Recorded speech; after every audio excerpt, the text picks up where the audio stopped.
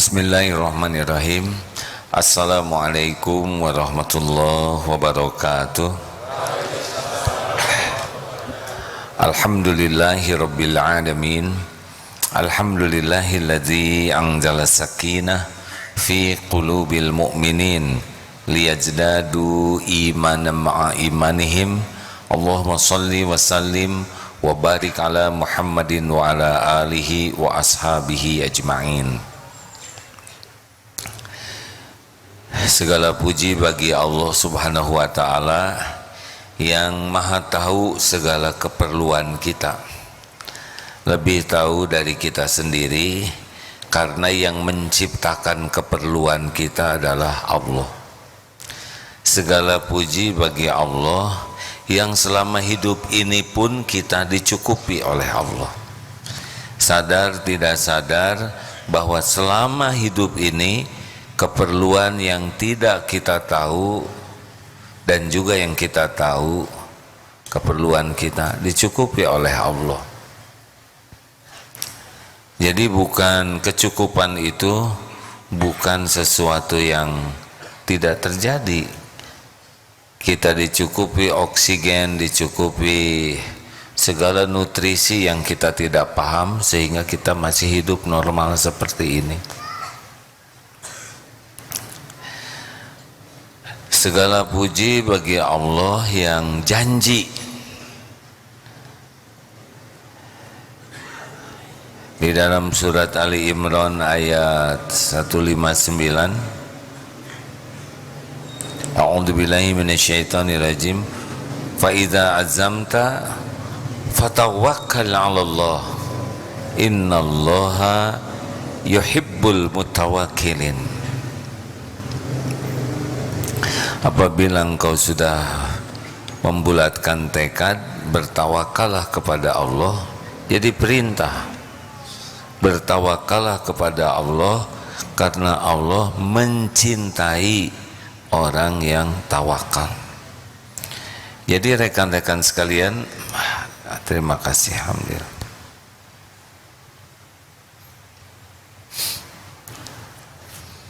Jadi salah satu amalan yang membuat kita dicintai Allah adalah tawakal. Di dalam surat At-Talaq ayat 2 dan 3, a'udzubillahi minasyaitonir rajim, wa may yattaqillah yaj'al lahu makhrajan wa yarzuqhu min haitsu la yahtasib wa may yatawakkal 'ala Allah fahuwa hasbuh. Barang siapa yang bertakwa, wa may yattaqillah yaj'al lahu makhrajan, maka baginya jalan keluar dari persoalan apapun juga, apapun persoalannya pasti ada jalannya kalau kita takwa. Dan Allah memberikan rizki yang tidak diduga-duga. Dan barang siapa yang bertawakal kepada Allah, maka Allah cukupi. Jadi ketawakalan ini adalah amalan yang dicintai Allah, yang membuat hidup kita akan dicukupi.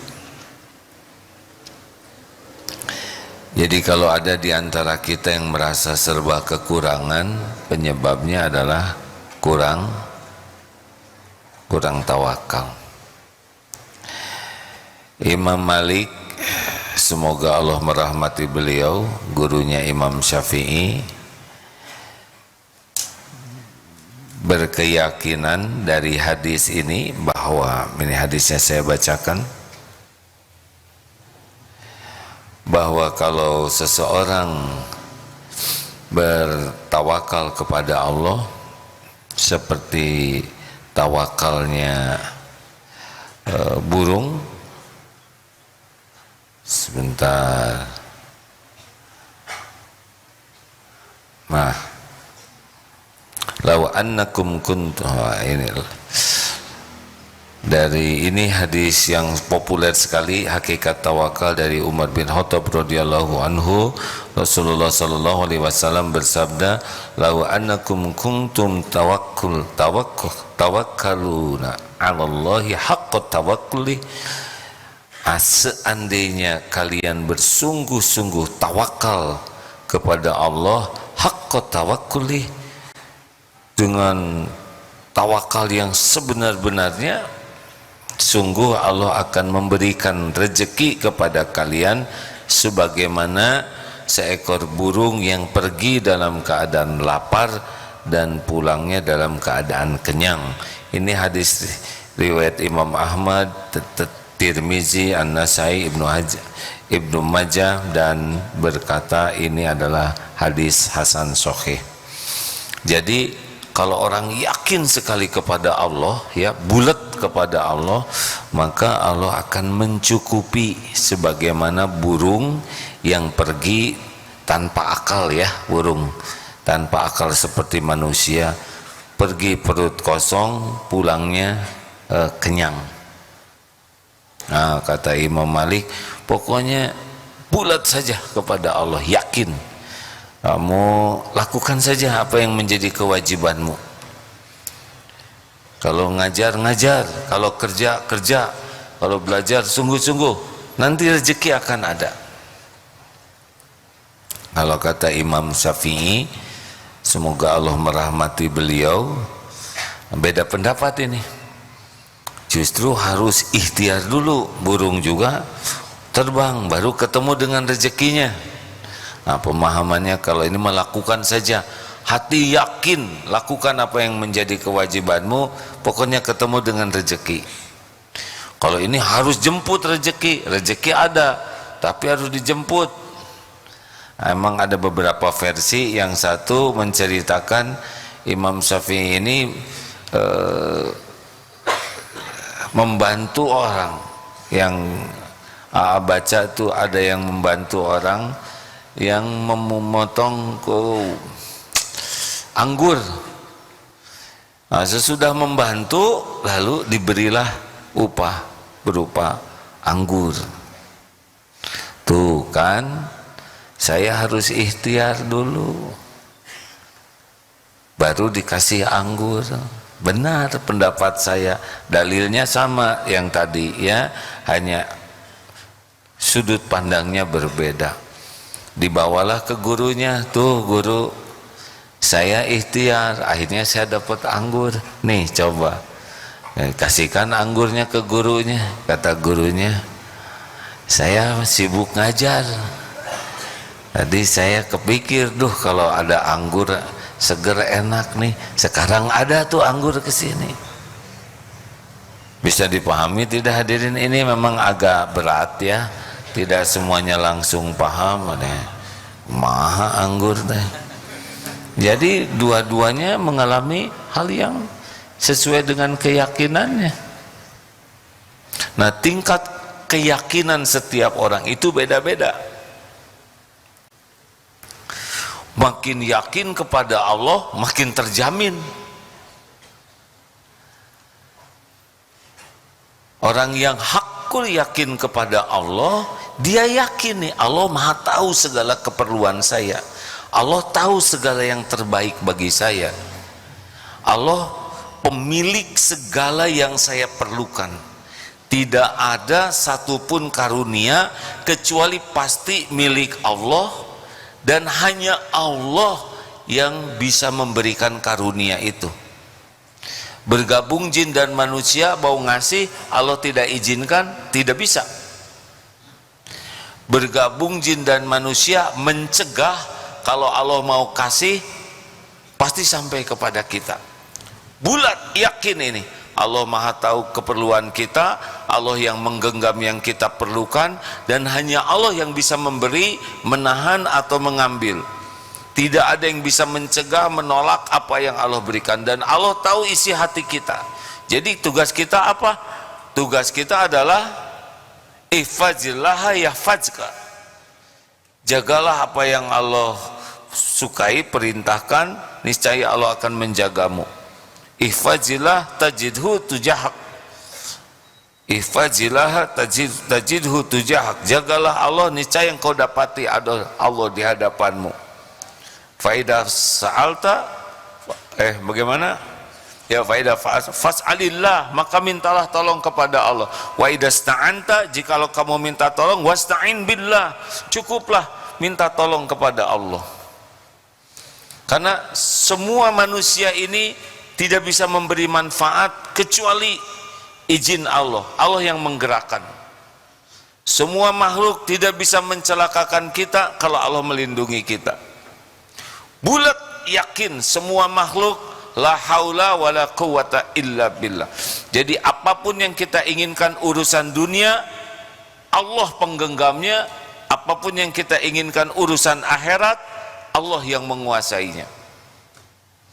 Maka kita bergaul dengan manusia, ikhtiar itu adalah amal soleh.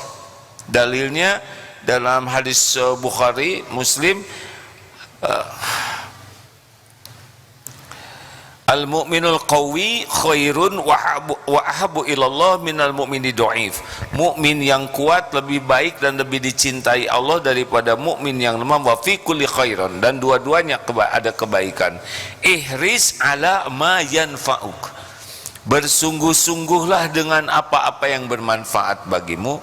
Wasta'in billah, dan mintalah tolong kepada Allah. Satu paket nih tawakal tuh. Wala ta'zaz, dan janganlah kamu lemah. Jadi rukun tawakal itu kesempurnaan ikhtiar dan juga kesempurnaan doa. Apa yang membedakan? Nah, kita tidak boleh bersandar kepada ikhtiar kita, kepada sebab. Jadi kita berobat, kita tidak boleh bersandar kepada berobat. Berobat itu amal soleh, sudah cukup. Apa yang Allah takdirkan, Allah sembuhkan, itu urusan Allah. Kita bekerja, itu amal soleh. Tapi jaminan rezeki kita, jumlahnya dan sebagainya, itu betul-betul terserah Allah mau memberi kepada kita. Jelas? Jadi masalah kita itu bersandar kepada kemampuan, bersandar kepada keahlian, bersandar kepada pengalaman, bersandar kepada relasi, bersandar kepada orang tua, bersandar kepada popularitas, bersandar kepada itu sudah tidak boleh ada lagi. Walaupun kita punya. Contoh, suatu saat ada dua ulama, saya lupa namanya, ingin tahu bagaimana jaminan Allah. Ternyata didapati ada burung yang patah. Ini burung lagi nih. Bagaimana nih burung patah dapat rezekinya? Ternyata datang burung lain yang bawa rezeki ke burung patah ini. Oh, benar. Tinggal diam aja rezeki pasti datang. Akhirnya beliau maaf ya, meninggalkan ikhtiar. Dan yakin rezeki pasti datang. Ketemu dengan seorang ulama lain. Mengapa engkau tinggalkan usaha?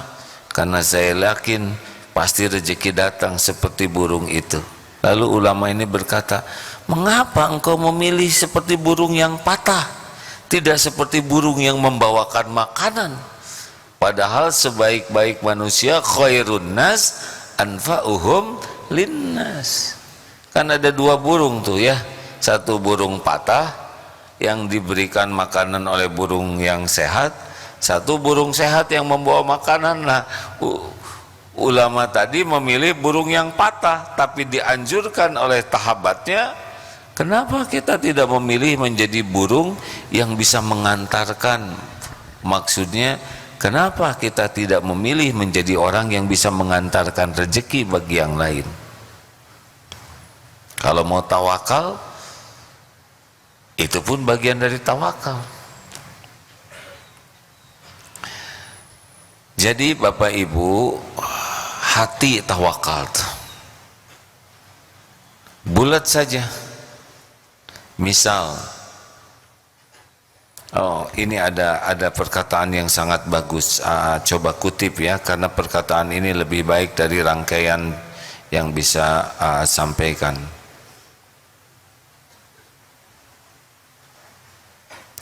Nah, Ini dia.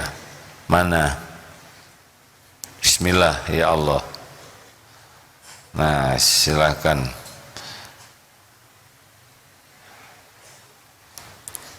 Dalam hadis yang tadi itu ya. Jadi terdapat seruan untuk qanaah dan menggantungkan hati hanya kepada Allah semata, serta betul-betul tidak berharap apapun kepada manusia untuk urusan pribadi ya, tapi berharap manusia soleh, berharap manusia tobat, berharap manusia bisa bekerja dengan baik, itu harus. Tapi kita ngarep-ngarep diberi oleh manusia, jangan. Kumpulkan dalam hati dan tanamkan untuk berputus harapan dari tangan makhluk. Gantungkan semua harapan itu hanya kepada Allah semata, sebagaimana engkau dengan lisanmu tidak meminta melainkan hanya meminta kepada Allah, tidak memohon kecuali hanya kepada Allah. Wajib bagimu tidak berharap kecuali harap hanya kepada Allah semata. Wasta'in billah wa idza sa'alta fas'alillah wa idza sta'anta wasta'in billah. Berharap dari semua manusia, hilangkan rasa berharap dari manusia sehingga tidak tersisa di hati kecuali hanya berharap kepada Allah. Dan solat merupakan bentuk ikatan antara dirimu dengan Allah semata. Solat dapat membantumu meraih jalan tawakal ini, karena dengan solat itu bagaimana? Iyyaka na'budu wa iyyaka nasta'in ihdinas siratal mustaqim, hanya kepadamu ya Allah, bulat. Jadi kita kalau mau minta dalam solat itu sudah mencukupi. Rabbighfirli warhamni wajburni warfa'ni warzuqni wahdini wa'afini wa'fu'ani. Bulat Allah, hanya Allah lah yang bisa memberikan semua apapun yang baik bagi kita. Barang siapa orang yang tidak berharap kepada manusia, maka hidupnya akan terhormat dan berwibawa. Namun barang siapa yang hidupnya selalu bergantung kepada manusia, maka dia hidup dalam kehinaan dan kerendahan. Barang siapa yang hatinya bergantung kepada Allah, tidak berharap kecuali hanya kepada Allah, niscaya Allah akan cukupi. Itu janji Allah ya. Mari kita berlatih hadirin. Misal yang gampang-gampang saja dulu di rumah, kepada orang tua. Ada di sini anak-anak, pastikan rezeki anak sebagian itu dari orang tua, lewat orang tua. Kalau tidak bicara ke orang tua, apakah mungkin kita dikasih bekal? Coba saja sholat, minta ke Allah, ya Allah saya minta bekal. Coba, hanya engkau pemilik rezeki, hanya engkau yang menguasai semua rezeki lewat siapapun yang kau kehendaki. Nah, ke sekolah, ini bekalnya, bisa begitu. Nggak jadi deng. Ya Allah. Coba, masih ingat kisah tentang Adi itu? Masa itu lagi saya ceritakan? Masih ingat belum? Ingat ya? Ingat enggak? Jangan ngebohong. Boleh saya ceritakan sedikit? Saya sudah agak lupa memodifikasi saja. Jadi seorang ayah yang yakin kepada Allah dan ingin membantu anaknya yakin. Bapak, ayah, saya di sekolah ada acara Dharma Wisata, saya ingin ikut. Bagus, bagus ikut. Minta ke Allah nak. Harus bayar Pak. Saya lupa jumlahnya nih ya. Maklum sudah tua kan, ada 3 cirinya. Apa? Mudah lupa. Yang kedua dan yang ketiga udah lupa saya ya. Jangan menertawakan orang tua hadirin. Katakanlah 250.000 udah naik ya, dulu nggak segini. 250 ya bagus, nah, nggak ada masalah, minta ke Allah. Sholat yang bagus, doa. Sholat bagus, jangan lupa ke masjid, doa. Hanya Allah yang menentukan. Doa nih hari Kamis, ya Allah saya minta uang, kata bapak saya, hanya kepadamu. Besoknya, gimana sudah minta? Iya Pak, baik, ini ada uangnya. Alhamdulillah, bayarkan uang ini untuk temanmu yang tidak punya ongkos. Lah Adi mana Pak? Insya Allah Adi sedekah, Adi sholat, Allah suka. Kalau Allah menghendaki Adi berangkat, Adi bakal berangkat. Tapi kata guru, Adi juga yang berangkat yang bisa bayar. Itu kata guru. Kalau Allah menghendaki pasti berangkat. Kalau Allah tidak menghendaki, Adi tidak berangkat. Yang penting Adi minta ke Allah, sedekah. Bu guru ini bayar, alhamdulillah Adi kamu bayar. Tapi kata bapak saya ini buat ngebayarin yang tidak punya ongkos. Oh emang ada Bu Guru? Ada, si Fulan. Adi mana? Itu dia Bu Guru. Saya juga kenapa saya nggak dikasih? Maaf ya Adi, kamu tetap nggak bisa ikut kalau kamu nggak bayar. Kata bapak saya, perkara berangkat atau tidak itu tergantung Allah, bukan tergantung bapak atau guru. Iya tetap kamu harus bayar Adi ah. Nah, besoknya nih, ini hari Jumat mungkin ya, besoknya hari Sabtu hari keberangkatan, udah tahajud, udah hari tadi berangkat, tapi kan Adi belum bayar Pak. Udah lesu tuh Adi, nggak apa-apa Di, berangkat aja, kamu udah tahajud, udah doa, udah sedekah, Allah melihat semua yang kau lakukan. Insya Allah ayah doakan kamu dapat yang terbaik. Mau berangkat mau tidak berangkat semuanya baik. Yang penting niat maksimal, ikhtiar maksimal. Ayo deh, Allah maha melihat semuanya. Ah lesu, kata ibunya. Aduh lah Pak, kasihan si Adi masih kecil. Bapak mau udah tua tawakal. Ya ini belajar Bu. Allah tahu niat Bapak bukan menjerumuskan anak. Allah mengetahui niat kita. Allah menyaksikan apa yang kita lakukan. Adi lesu. Adi sambil jalan istighfar, sholawat, ke musola nanti ya. Ya apalah. Lesu, Mas tuh mana kecil ya. Jangankan yang kecil, ini aja belum tentu semangat.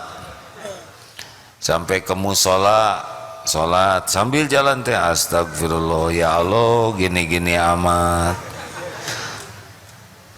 ya Allah tolong atuh ya Allah, meni gini-gini amat keadaan saya. Kelihatan oleh KM, Adi ini udah bis, sudah ada bis, orang pada naik. Adi ayo naik, ini cepetan udah mau berangkat. Tapi saya belum bayar. Oh belum bayar, udah tuh jaga sekolah aja ya, sing sabar Adi.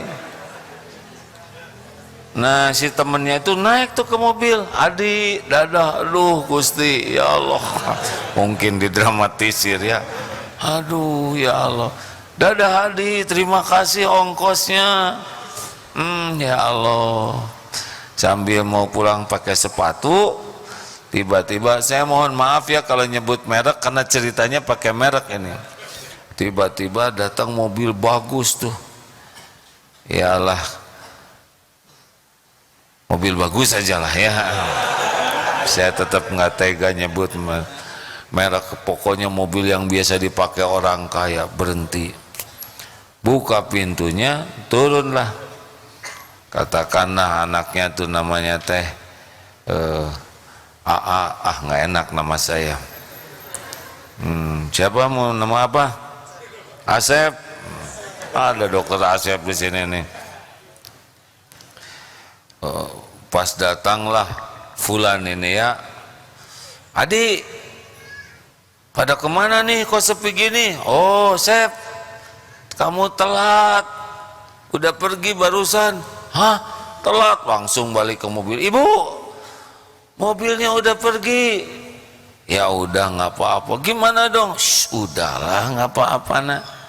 Yuk kita ibu antar aja, ibu juga nggak ada kegiatan. Itu siapa temenmu? Itu si Adi bu.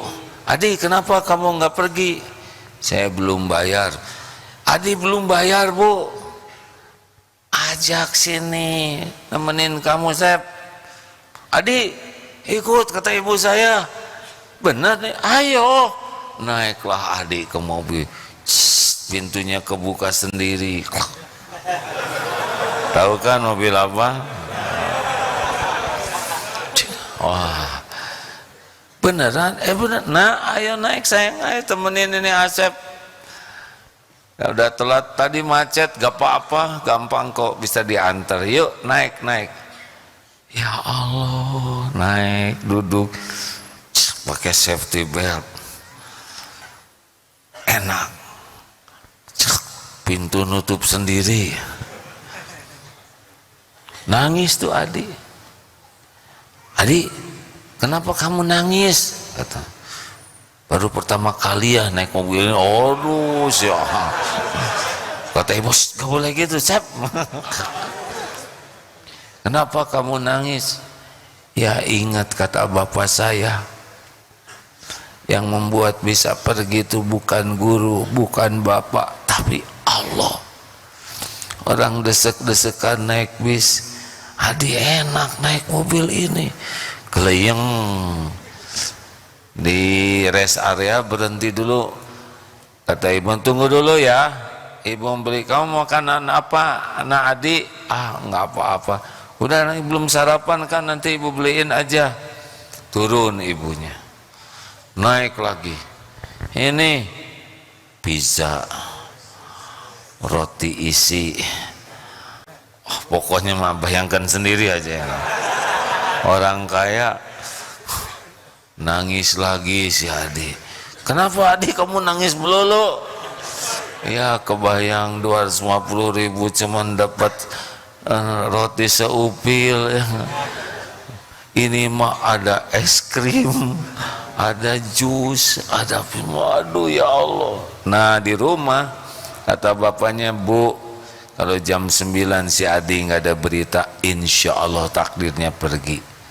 Kalaupun pulang nggak akan disia-siakan oleh Allah. Ya, tunggu Adi nggak pulang-pulang. Barulah sore hari datang, diantar ke depan rumah. Abah, ceneng, aduh lari dipelankan sambil bawa roti unyil ya.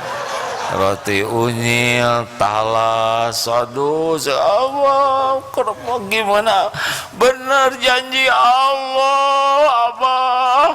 Nangis, bertiga nangis. Janji Allah benar. Saya juga nggak kuat nerusinnya, ada sedih. Menemukan janji Allah. Ini latihan penting hadirin. Riyadhah untuk tidak berharap dari makhluk. Kita terlalu banyak bersandar kepada selain Allah. Tenang, yang gini mah gampang, saya juga udah pernah. Emangnya bakal bisa? Bisa tuh kalau Allah menolong. Udah tahu jalannya tuh, udah tahu, saya udah pernah kesini, lupa ke Allah. Betapa gampang oleh Allah dibikin lupa, betul? Ini mah cetek urusan ini mah, saya udah tahu ilmunya. Itu sudah bersandar tuh. Tenanglah, saya punya temen, ayah saya itu relasinya bersandar. Mudah bagi Allah untuk membuat orang tidak buka HP, tidak ngangkat telepon, atau sangat sibuk karena bersandar ke makhluk. Mulai latihlah hadirin. Jangan dulu ke makhluk, ke Allah dulu dalam segala hal, ya. Ya Allah, mau ketemu dosen, ya Rob, takdirmu saya kuliah. Katanya dosen ini sulit ditemui, tidak ada yang sulit bagimu ya Allah. Engkau yang membulak-balik setiap hati. Di WA enggak dibalas ya Rob, hanya Engkaulah yang kuasa membuat dosen ini. Engkau yang maha kuasa atas segalanya. Tidak sulit bagi Allah membuat dosen itu mau nunggu dan pas waktunya. Betul? Mau parkir nih ke sini ya, tadi rada susah. Ya Rob, hanya Engkaulah pemilik segala lahan. Gak usah gitu-gitu amat ah. Ya, tolong ya Allah, saya mau parkir. Hanya Allah yang mengatur. Jarang orang minta tolong ke Allah. Padahal kita bisa dibuat belok ke tempat yang memang itu kosong. Dan doa itu jadi pahala bagi kita dibanding orang nyari tempat parkir nggak pakai doa. Makanya orang-orang yang tawakal itu pasti tenang dan tidak stres. Karena apa? Karena setannya tidak bisa nipu. Surat An-Nahl 99 ya. Innahu laisa lahu sultanun 'alal ladzina amanu wa 'alal ladzina maaf. Mana? Astagfirullahaladzim, maaf ya. Nah ini dia. Innahu laisa lahu sultanun 'alal ladzina amanu wa 'ala rabbihim yatawakkalun. Sesungguhnya setan itu tidak ada kekuasaan atas orang-orang yang yakin kepada Allah dan bertawakal kepada Rabb-nya. Wah, kamu udah umur 27 belum dapat jodoh. Kalau yakin ke Allah, saya ini ciptaan Allah. Ini yang 27 iklan atau hot misalnya? Kamu kan udah, jangan ikutan. Akhwat, misalkan sudah kepala 3, ya Allah, saya ciptaanmu, milikmu. Engkau tahu saya berharap pendamping. Hanya Engkaulah ya Rabb yang menentukan jodoh. Dan kalau Allah memberikan jodoh, enggak ada terhalang oleh umur, oleh rupa, oleh penghasilan. Kalau Allah mau kasih pasti jodoh tuh. Tambah umur tidak tambah stres, karena yang memberi umur juga Allah. Tapi wajah saya kurang cakep. Kalau yang punya jodoh yang cakep-cakep aja, gimana kita ya nggak? Ada jodohnya. Makin yakin, ana inda dhanni abdi bi, aku sesuai dengan prasangka hambaku. Jadi kalau kita saya mah udah kayak gini, udah itu yang terjadi. Saya mah udah semangat terus. Ini menarik sekali hadirin. Di kantor kerja aja yang bagus, nggak usah pusingkan karir, tidak usah pusingkan pangkat, jabatan, kedudukan. Penting kerja jadi amal soleh, kerja yang terbaik. Wahai Allah, Engkaulah penjamin rezeki hambamu, entah dari mana saja, Engkau yang maha tahu. Yang penting jadikan kerja saya ini jadi amal soleh, semangat, disiplin, tepat waktu, enggak pernah melalaikan amanah, gigih. Allah lihat tidak? Jawab, Allah lihat tidak? Allah tahu niatnya, Allah menyaksikan yang dia lakukan.